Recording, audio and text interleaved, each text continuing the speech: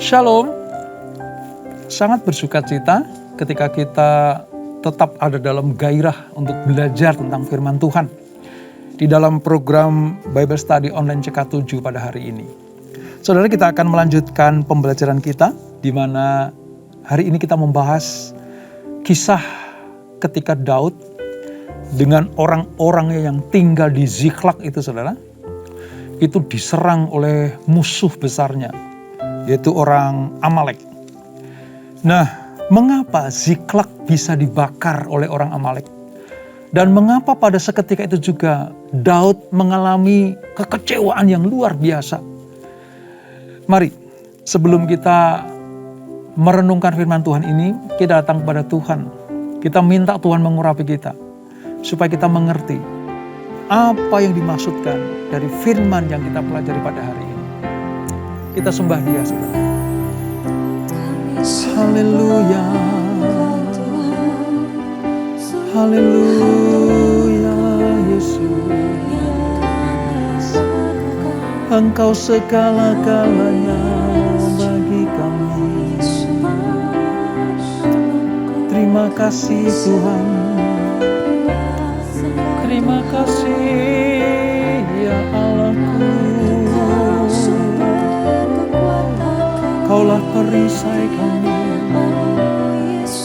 Kaulah kekuatan kami. Kami bersyukur. Engkaulah perisaiku saat badai hidup menerpaku. Firman-Mu di dalamku,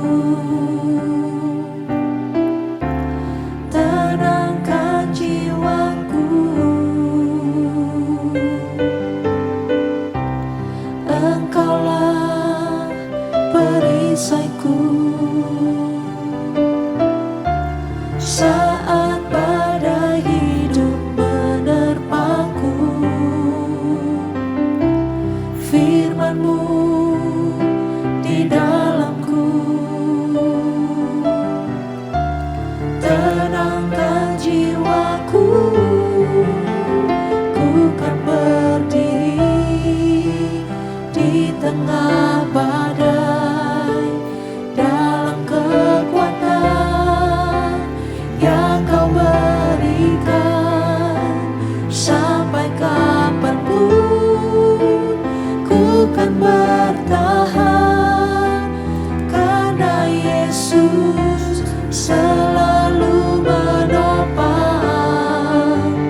Ku kan berdiri di tengah badai dalam kekuatan yang Kau berikan.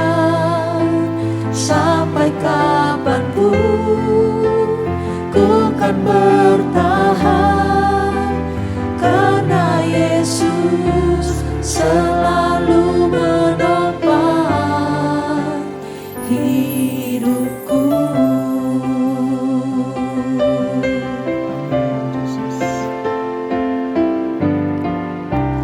Engkaulah perisaiku saat badai hidup menerpaku. Firman-Mu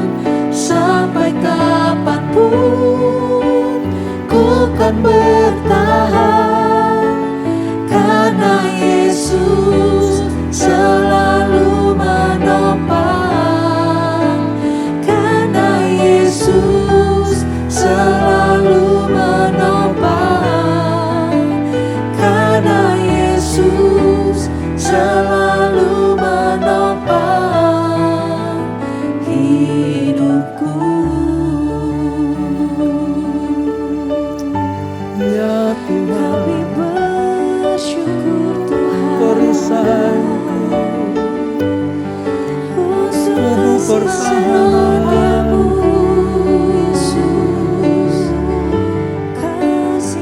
Kau Allah yang tidak pernah gagal. Kau Allah yang memberi kemenangan bagi anak-anak-Nya.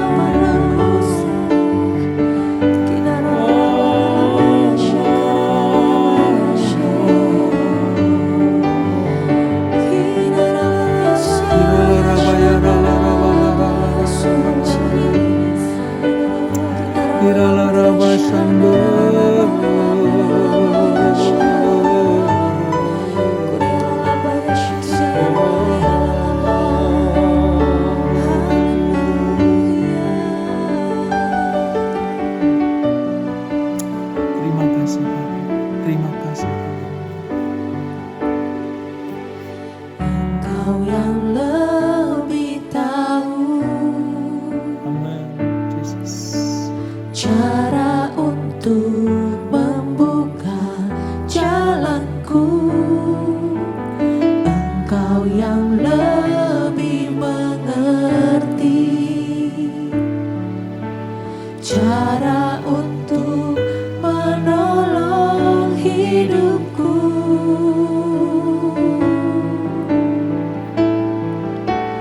Engkau yang lebih tahu cara untuk membuka jalanku. Engkau yang lebih mengerti cara untuk menolong hidupku. Ku percaya Kau Tuhan yang tak pernah gagal, menjadikanku lebih dari pemenang. Ku percaya Kau Tuhan yang tak pernah lalai, menepati janji-janji-Mu.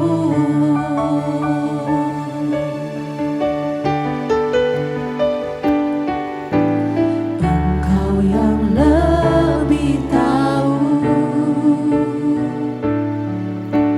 cara untuk membuka jalanku.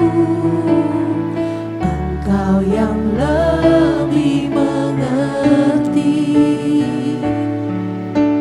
cara untuk menolong hidupku.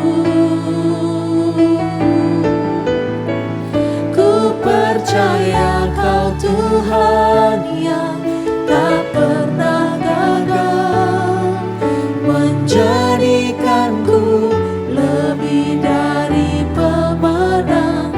Ku percaya Kau Tuhan yang tak pernah lalai, menepati janji-janji-Mu. Ku percaya Kau Tuhan yang tak pernah gagal, menjadikanku lebih dari pemenang. Ku percaya Kau Tuhan yang tak pernah lalai, menepati janji-janji-Mu.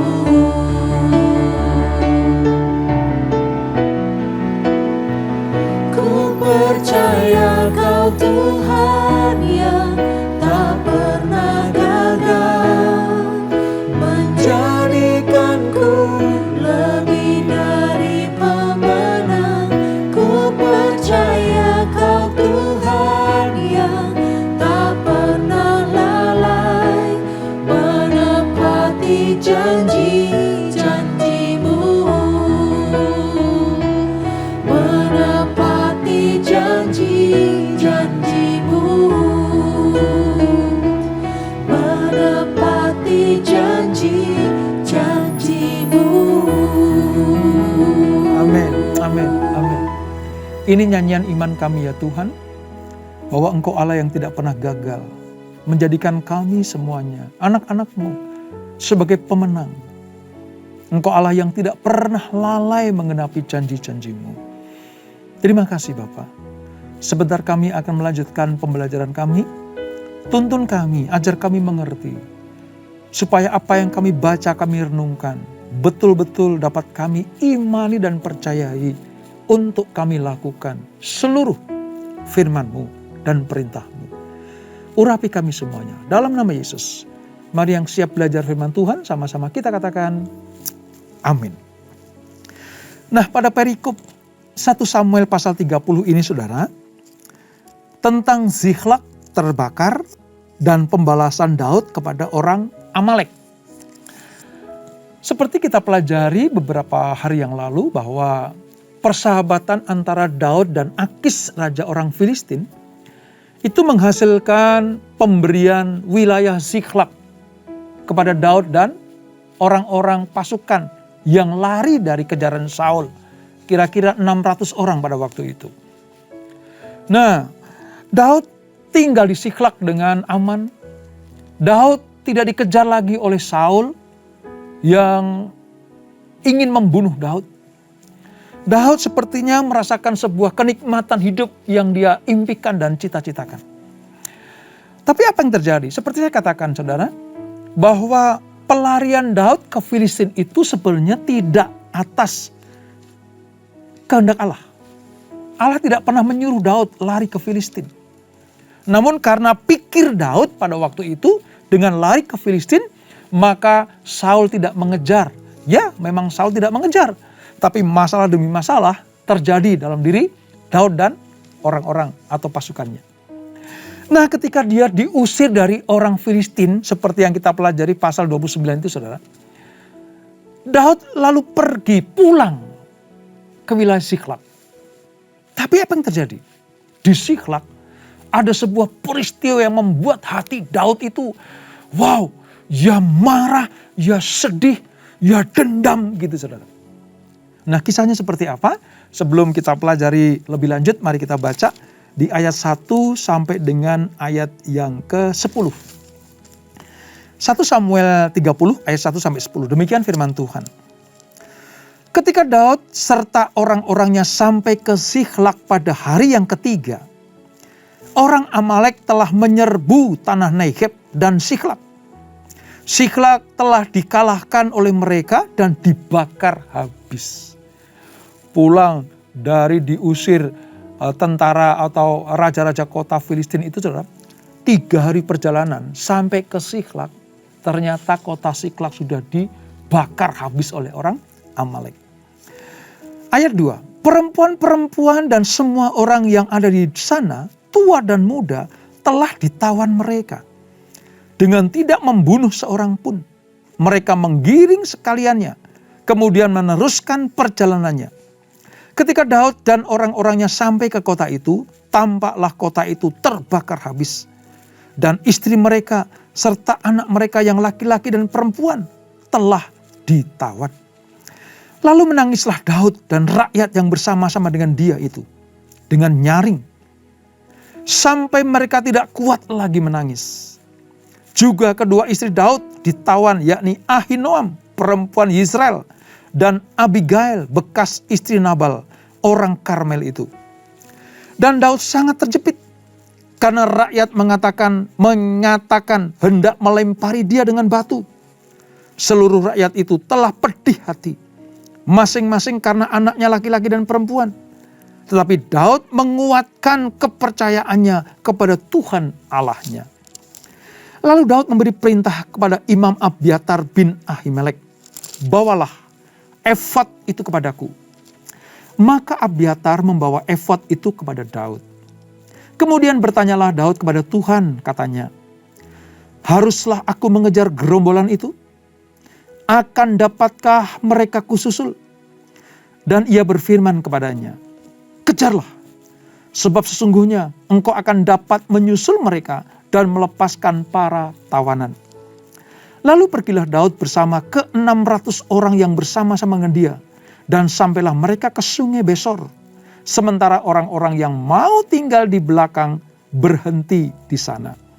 Maka Daud melanjutkan pengerjaan itu, beserta 400 orang. 200 orang yang berlalu lelah untuk menyeberangi sungai Besor itu berhenti di sana. Nah, sepenggal kisah yang kita baca ini saudara, ini sebuah ujian bagi Daud. Mengapa disebut ujian saudara? Karena kemarin kalau kita belajar tentang pelarian Daud ke wilayah orang Filistin, itu tidak sekehendak Tuhan. Maka segala peristiwa terjadi dalam diri Daud banyak yang mengecewakannya. Setelah dia ditolak oleh raja-raja kota Filistin, dia sangat kecewa, dia kembali ke Ziklag. Belum sampai menginjak kota Ziklag, dia melihat dari kejauhan Ziklag dibakar habis oleh tentara Amalek. Semua kota itu jadi arang, saudara. Anak-anak laki-laki dan perempuan, istri-istri mereka semuanya ditawan ke Amalek. Nah, ini membuat Daud sangat pedih hati. Sampai dia bersama dengan pasukan itu menangis kepada Tuhan.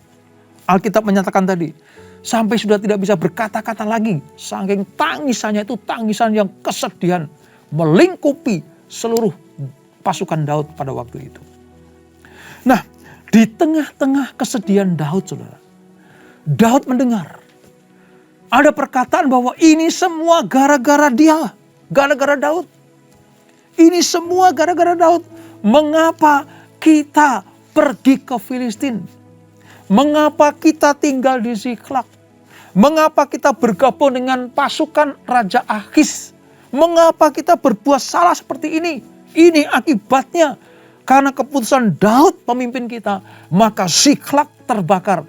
Anak dan istri kita semua ditawan oleh raja orang Amalek. Nah, ketika Daud mendengar bahwa mereka akan melempari dia dengan batu, saudara, apa yang terjadi? Dia datang kepada imam pada waktu itu, Ahimelek. Dia minta efod. Efod itu baju untuk sebuah upacara di mana dia akan tanya kepada Tuhan. Dan ketika Daud bertanya kepada Tuhan, Tuhan katakan, maju, susul mereka, kejar mereka. Aku akan berikan mereka kepadamu. Ada sebuah perbedaan, saudara. Kalau di pasal 27, Daud itu pakai pikirannya sendiri. Dengan pergi ke Filistin, maka aku akan terbebas dari kejaran Saul. Ya, terbebas dari kejaran Saul. Tapi masalah demi masalah tetap mengejar Daud. Nah, ketika dia tahu bahwa Ziklag sudah hancur lebur, jadi arang, saudara, karena dibakar oleh orang Amalek, Daud kembali kepada jalan yang benar dengan cara apa? Tanya sama Tuhan. Ini mengandung dua konsekuensi, saudara. Dengan bertanyanya Daud kepada Allah mengandung dua konsekuensi. Bisa saja jawaban Allah, diam, jangan kejar, selesai. Mungkin kekecewaannya akan semakin bertambah-tambah. Tapi konsekuensi yang kedua, Tuhan katakan, susul mereka, kejar, karena aku akan memberikan orang Amalek itu kepadamu, dan tawan-tawanan akan dikembalikan. Terhadap pilihan Allah, Daud lakukan. Terhadap keputusan Allah, Daud taat melakukannya. Dengan cara apa? Mereka mengejar orang Amalek.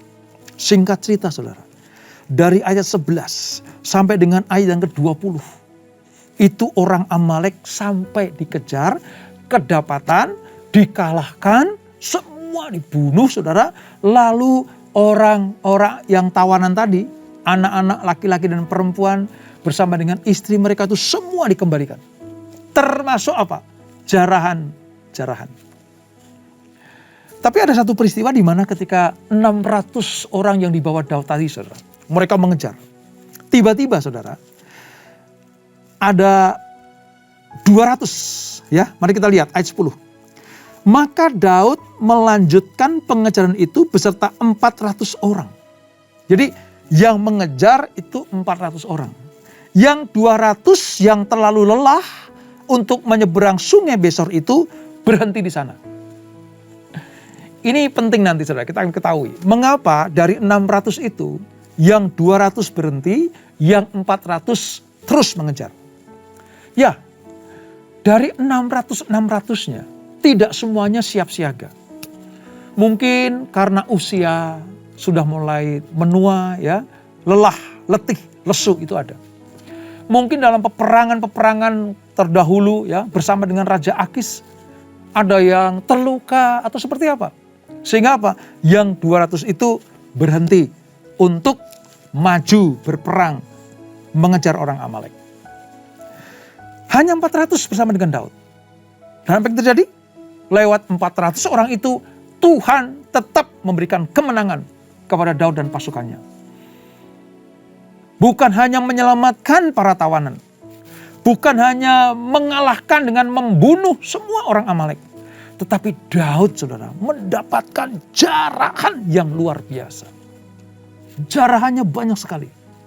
Orang Amalek itu kaya raya, saudara. Begitu dapat dikalahkan oleh Daud, bukan hanya sekedar kemenangan yang dia raih, tapi jarahannya itu luar biasa banyaknya. Nah, kalau kita pelajari peristiwa ini, saudara, mengapa sampai Siklag itu bisa dibakar oleh orang Amalek? Ingat ya, ketika itu pernah saya katakan bahwa segala peristiwa yang terjadi pada waktu itu dalam diri Daud dan pasukannya pasti sesuai dengan rencana Tuhan. Sebab Tuhan belum selesai dengan Daud.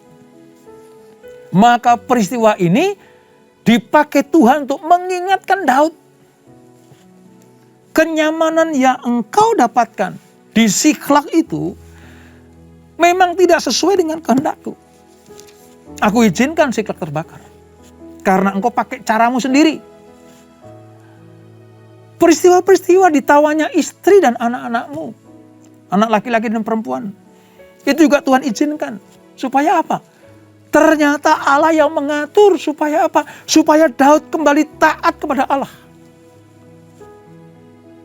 Dari peristiwa ini kita belajar, saudara.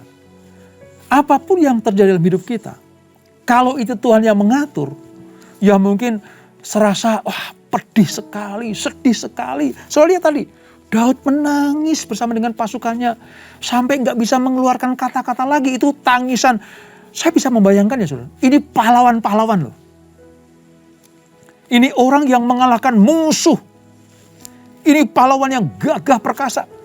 Kalau sampai pahlawan yang perangnya berani mati seperti itu, lalu dia menangis, artinya kepedihannya itu di atas rata-rata. Masalah yang membuat mereka menangis itu pasti membuat mereka tertekan, kecewa, marah, campur aduk itu. Di tengah-tengah galauan, Daud masih mendapatkan ancaman dari orang-orang sekelilingnya. Ini gara-gara Daud. Gitu. Saya bisa bayangkan bagaimana galaunya hati Daud. Bagaimana terjepitnya Daud pada posisi itu. Dan ada satu yang membuat saya bersyukur. Kenapa? Karena Daud tanya Tuhan. Tanya Tuhan. Kadang memang harus dipentokin dulu ya saudara. Harus dipepetin dulu gitu baru tanya Tuhan. Gak apa-apa. Gak apa-apa. Bertanya kepada Allah, minta petunjuk Tuhan itu dalam keadaan apapun juga itu dibenarkan. Dibenarkan. Mungkin dipepet dulu baru tanya Tuhan. Kejepit dulu baru tanya Tuhan. Gak apa-apa. Itu jalan yang benar. Jadi kalau kita merasa bahwa keadaan, jalan salah, berhenti salah. Ke kanan salah, ke kiri salah, maju salah, mundur salah. Satu-satunya cara yang benar adalah datang ke atas. Minta petunjuk Tuhan. Ini pelajaran yang dapat kita petik. Pada peristiwa ini, ketika Siklag terbakar atas seizin Tuhan. Karena Tuhan pengen apa? Daud kembali kepada dia. Maka ketika Daud tanya sama Tuhan, dengan jelas Tuhan menyatakan, susul mereka. Kalahkan mereka, bebaskan tawanan, jarah milik orang-orang Amalek. Dan terjadilah seperti apa yang Tuhan perintahkan. Jadi Amalek dapat dikalahkan pada peristiwa ini. Sekalipun Siklak terbakar, tetapi istri dan anak-anak mereka dibebaskan kembali. Apakah masalah sudah selesai? Ternyata belum, saudara. Mari kita lihat pada perikop yang kedua. Sebelum perikop kedua ya, ada peristiwa di mana begini. Saking banyaknya jarahan, saudara. Yang berperang tadi berapa? 400 orang kan, membawa jarahan. Itu orang-orang yang bukan hanya pandai berperang, tapi pikiran juga masih duniawi gitu ya. Nah, jarahan itu pengen dibagi. Hanya kepada 400. Yang 200 itu tidak dibagi. Yang 200 gak dapat bagian. Karena menurut mereka, para tentara ini, yang 200 gak ikut perang. Makanya yang pantas dapat jarahan, ya yang 400 itu. Tapi apa kata Daud? Mari kita lihat. Ketika Daud, ayat 21 ya, sampai kepada ke-200 orang yang telah terlalu lelah untuk mengikuti Daud, yang telah dibiarkannya tinggal di dekat sungai Besor, maka keluarlah orang-orang ini menyongsong Daud. Jadi yang 200 menyongsong. Hore, menang gitu ya. Pasukan yang 400 maju menang. Dapat jarahan. Mari kita bagi bersama-sama, kira-kira seperti itu. Apa yang terjadi? 22. Kemudian mulailah berbicara semua orang jahat dan orang dursila di antara orang-orang yang ikut pergi bersama-sama dengan Daud itu, katanya, karena mereka tidak ikut pergi bersama-sama dengan kita, janganlah kita berikan kepada mereka apa-apa dari jarahan yang kita selamatkan itu. Kecuali kepada masing-masing mereka istrinya dan anak-anaknya. Itu boleh mereka bawa dan biarkan mereka pergi. Ini pendapat yang pergi berperang. Kalau jarahan, jangan dibagi. Kalau istri dan anak-anak, kembalikan. Apa keputusan Daud? Ayat 23. Tetapi Daud berkata, janganlah kamu saudara-saudaraku berbuat demikian. Dengan apa yang diberikan Tuhan kepada kita. Sebab ia telah melindungi kita dan menyerahkan ke dalam tangan kita gerombolan yang menyerang kita. Siapa yang mau mendengarkan kamu dalam perkara ini? Sebab bagian orang yang tinggal di dekat barang-barang adalah sama seperti bagian orang-orang yang pergi berperang. Itu akan dibagi sama-sama. Dan dengan demikian halnya sejak hari itu dan seterusnya hal itu ditentukannya menjadi ketetapan dan peraturan bagi orang Israel sampai sekarang. Sebuah ketetapan tentang hukum perang bagi orang Israel. Yang perang, menang, dapat jarahan, dibawa pulang ke Israel, semuanya dibagi bersama dengan tentara yang tidak ikut berperang karena lelah atau capek itu, saudara. Dan kita lihat sejak saat itu menjadi peraturan yang tetap bagi orang Israel. Daud melakukan ini karena Daud berkata kepada mereka, yang membuat kita menang itu Tuhan. Bukan hanya 400 orang ini. Bukan hanya yang maju berperang yang dapat menang, tetapi Tuhan yang menentukan. Mereka tidak ikut berperang bukan karena malas. Mereka tidak bergabung dengan pasukan yang menyerang orang Amalek bukan karena mereka malas atau tidak mau, tapi mereka memang terbatas kekuatannya. Jadi Daud membuat keputusan yang luar biasa dan itu menyukakan hati Tuhan. Bahkan sampai dengan sekarang, hukum tentang peraturan pembagian jarahan itu sampai sekarang diberlakukan. Ya, mungkin sekarang nggak perang seperti zaman raja-raja ini, saudara. Tapi ini sebuah keadilan bagi bangsa Israel. Lalu yang kedua, selain membagi jarahan atau rampasan itu kepada semua pasukan, apa yang dilakukan Daud? Daud tidak lupa tentang asal-usul dia dari suku apa, saudara. Sejak dia meninggalkan Israel, keluar dari wilayah Israel, sampai masuk ke Filistin, itu orang-orang sukunya, yaitu suku Yehuda, itu sangat sedih. Saudara. Mengapa raja, ya, pengganti Saul ini nanti akan menjadi raja pengganti Saul? Kok lari ke musuh kita?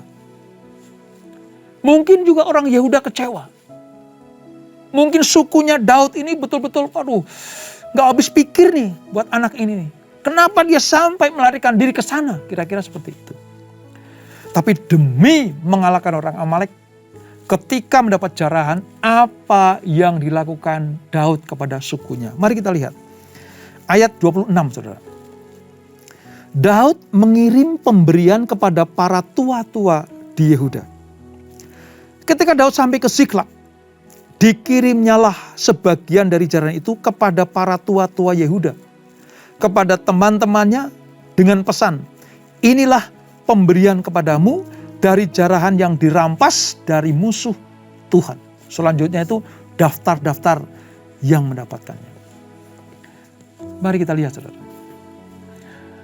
Ketika Daud pada posisi yang benar, ketika Daud bertanya kepada Tuhan, mengapa peristiwa Siklag ini terjadi?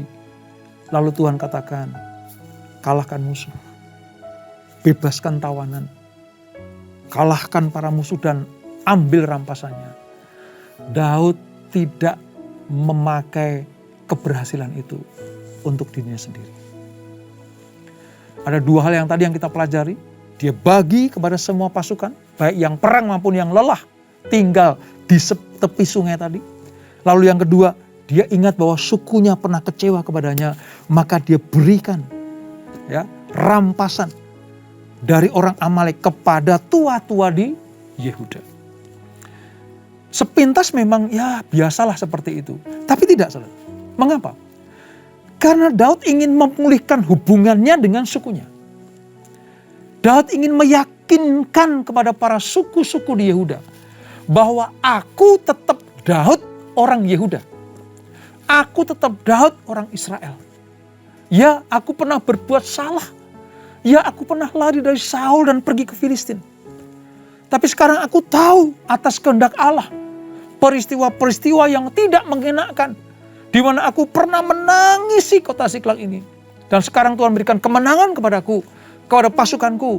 Sekarang sebagai bukti bahwa aku tetap menjadi bagian dari suku Yehuda, aku berikan jarahan ini sebagian kepada tua-tua Yehuda. Ini sebuah pelajaran penting, saudara. Mengapa? Karena Daud sedang apa? Mempertunjukkan identitasnya sebagai orang pilihan Tuhan setelah dia bertobat, setelah dia datang kepada Tuhan. Dipulihkan identitasnya, dipulihkan hubungannya dengan siapa?